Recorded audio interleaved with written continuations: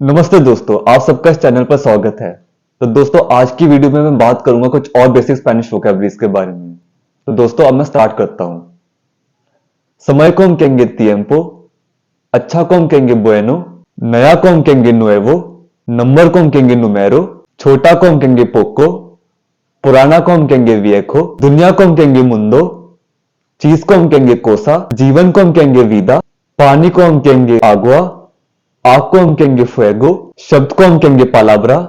school को हम कहेंगे escuela, परिवार को हम कहेंगे familia,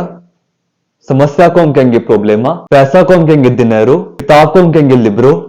कॉलेज को हम कहेंगे universidad, छात्र को हम कहेंगे estudiante, घर को हम कहेंगे casa,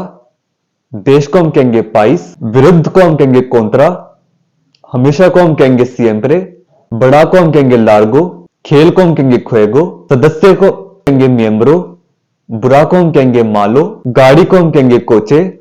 जल्दी को हम कहेंगे रापिदो, बाद में को हम कहेंगे más tarde, उपाय को हम कहेंगे idea, शरीर को हम कहेंगे cuerpo,